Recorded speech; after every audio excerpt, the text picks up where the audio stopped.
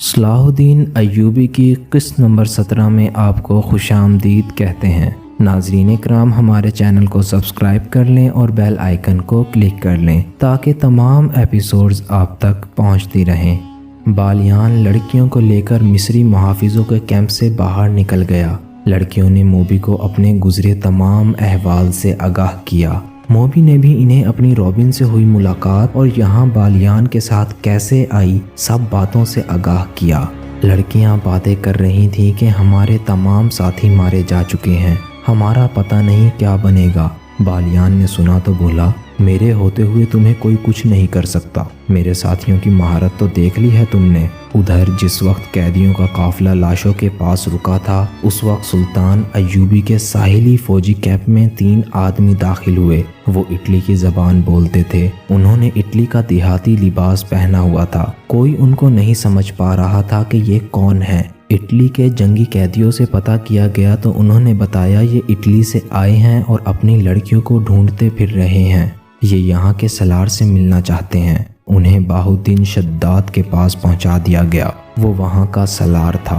Italy کے باشندوں نے شداد کو بتایا کہ ان کی بہنوں کو صلیبی فوج گھروں سے اٹھا لائی ہے۔ انہیں کسی نے بتایا کہ وہ مسلمانوں کے کیمپ میں پہنچ چکی ہیں۔ انہیں بتایا گیا کہ ہاں یہاں 7 لڑکیاں آئی تھیں۔ انہوں نے یہی کہانی سنائی تھی، مگر ان میں سے 7ویں جاسوس نکلی ہے۔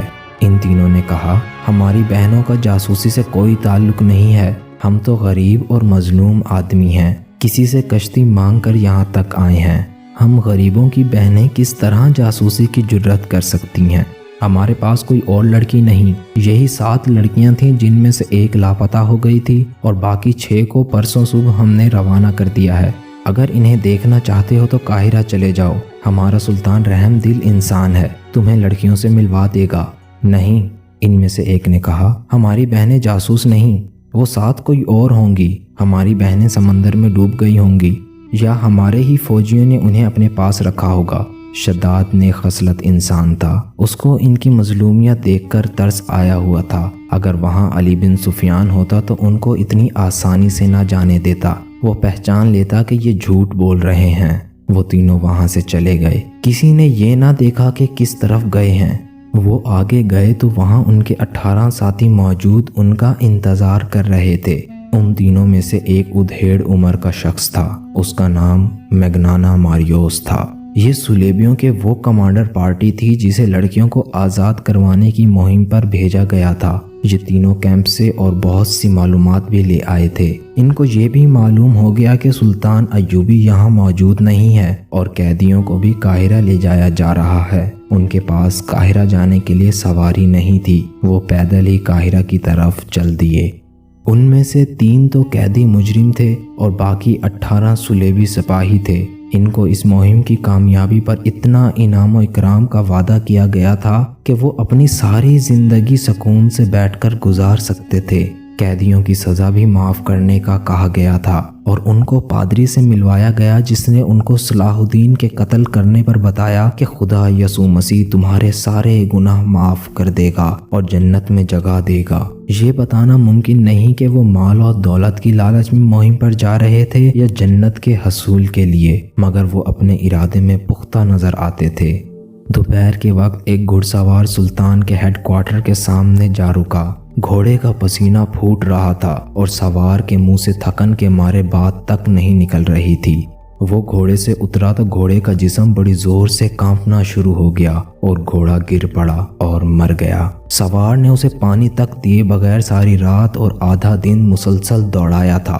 سوار کو وہاں کے سپاہیوں نے گھیرے میں لے لیا اور پانی پلایا۔ جب سوار کچھ کہنے کے قابل ہوا تو بولا، کسی سالار یا کمانڈر سے ملوا دو۔ اتنے میں صلاح الدین خود باہر آ گیا تھا۔ سوار نے اسے دیکھ کر کہا، سلطان کا اقبال بلند ہو، ایک بری خبر لایا ہوں۔ سلطان ایوبی اسے اندر لے گیا اور کہا، خبر جلدی سناؤ۔ قیدی لڑکیاں بھاگ گئی ہیں، ہمارے سارے محافظوں کو مار دیا گیا ہے۔ اس نے کہا، مرد قیدیوں کو ہم نے جان سے مار دیا ہے، میں اکیلا بچ کر نکلا ہوں، مجھے معلوم نہیں وہ حملہ آور کون تھے، ہم مشعلوں کی روشنی میں تھے اور وہ اندھیرے میں تھے۔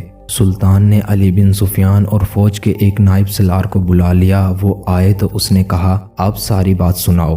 उसने कैंप की रवानगी से बात शुरू की और अपने कमांडर के मुतालिक बताया कि वो किस तरह लड़की के साथ दिल बहलाता रहा और आखिर तक सब बताया जो उसने देखा था। सुल्तान अय्यूबी ने अली बिन सुफियान और नाइब सलार से कहा, इसका मतलब ये है कि सुलेबी छापामार मिस्र के अंदर मौजूद हैं।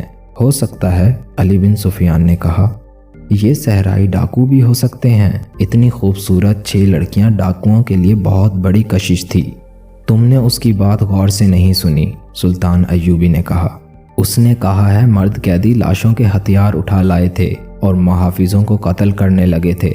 मुहाफिजों में से 2 ने उनको तीरों से कत्ल कर दिया और उसके बाद मुहाफिजों पर हमला हुआ। इससे यही जाहिर होता है कि सुलेबी छापामार इनके ताक़ुब में थे। वो कोई भी हो सकते हैं सुल्तान मोहतरम, नाइब सलार ने कहा। फौरी तौर पर करने वाला काम यह है कि इस अस्करी को रहनुमाई के लिए साथ भेज दिया जाए और कम से कम 20 घुड़सवार जो तेज़ रफ्तार हों ताक़ुब के लिए भेजे जाएं। ये बात की बात है कि वो कौन थे। मैं अपने एक नाइब को साथ भेजूंगा, अली बिन सुफियान ने कहा। इस अस्करी को आराम कराओ, सुल्तान ने कहा, और 20 सवार तैयार करके फौरन ताक़ुब में भेज दो। मैंने जहाँ से घोड़ा खोला था वहाँ 8 घोड़े और बंधे हुए थे, मुहाफिज ने कहा। वहाँ कोई इंसान नहीं था, हमला आवरी हो सकते हैं। अगर घोड़े 8 थे तो वो भी 8 ही होंगे। छापा मारों की तादाद ज़्यादा नहीं हो सकती, नाइब सलार ने कहा। हम इंशाअल्लाह इन्हें पकड़ लेंगे। ये याद रखो कि वो छापा मार हैं, सुल्तान अय्यूबी ने कहा, और ये लड़कियां जासूस हैं। अगर तुम एक जासूस या छापा मार को पकड़ लो तो ये समझ लो कि तुमने दुश्मन के 200 अस्करी पकड़ लिए हैं।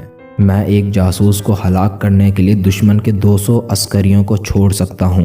एक औरत किसी का कुछ नहीं बिगाड़ सकती, मगर एक जासूस और तखरीबकार औरत अकेली पूरे मुल्क का बेड़ा गर्क कर सकती है। ये लड़कियां बेहद खतरनाक हैं। अगर ये मिस्र के अंदर रह गईं तो तुम्हारे पूरे का पूरा लश्कर बेकार हो जाएगा। एक जासूस या जासूसों को मारने के लिए अपने 100 सिपाही कुर्बान कर दो। ये सौदा फिर भी सस्ता है। छापा मार ना पकड़े जाएं ये इतना ज़रूरी नहीं है। उन लड़कियों को हर कीमत पर पकड़ना है। ज़रूरत समझो तो तीरों से उन्हें हलाक कर दो, जिंदा निकल कर ना जाने पाएं। 1 घंटे के अंदर अंदर ये 20 सवार रवाना कर दिए गए। उनका रहनुमा ये मुहाफिज था और कमांडर अली बिन सुफियान का एक नाइब जाहिदीन था। इन सवारों में सुल्तान ने फ़ख्र अल मिस्री को ख़ास तौर पर शामिल किया था। ये फ़ख्र की ख्वाहिश भी थी कि बालियान और लड़की के ताक़ुब में उसे भेजा जाए। इधर से ये 20 सवार रवाना हुए जिनका हदफ लड़कियां थीं। उधर से 20 सुलेबी आ रहे थे जिनका भी हदफ यही लड़कियां थीं। दोनों पार्टियों में से किसी को मालूम ना था कि जिनके ताक़ुब में वो जा रहे हैं वो कहाँ हैं। सुलेबी पार्टी पैदल चलती जा रही थी। वो एक टीले से गुजरने लगे तो उन्हें एक काफिला नजर आया। ये काफिला ऊँटों और घोड़ों का था। इनके साथ 100 से ज्यादा शतरबान मौजूद थे जो महाज पर फौजियों के लिए राशन लेकर जा रहे थे। सुलेबी कमांडर ने अपने साथियों को एक नशेब में बिठा लिया और 2 आदमियों को भेजा कि काफिले की रिपोर्ट लेकर आएं। फिर वो रात को हमला करने की स्कीम बनाने लगे। निस्फ शब से पहले वो 2 आदमी वापस आए जो काफिले को करीब से देखने गए थे। उन्होंने काफिले की रिपोर्ट उनके कमांडर को दी। ये बड़ी ही अच्छी रिपोर्ट थी। काम मुश्किल नहीं था। काफिले वाले सोए हुए थे। अभी 10 अस्करियों की आंख भी न खुली थी कि तलवारों और खंजरों ने उन्हें काट कर रख दिया। सुलेबी छापा मारों ने वहां कत्ले आम शुरू कर दिया। चंद शतरबान ही उठकर भाग सके। सुलेबी कमांडर ने कहा, ये मुसलमानों का राशन है, तबाह कर दो और इन ऊँटों को भी मार दो। इन्होंने सब कुछ खत्म कर दिया। हर तरफ खून ही खून नजर आता था। छापामार सवारियां लेकर दूर निकल गए। उनकी सवारी की जरूरत भी अब पूरी हो गई थी।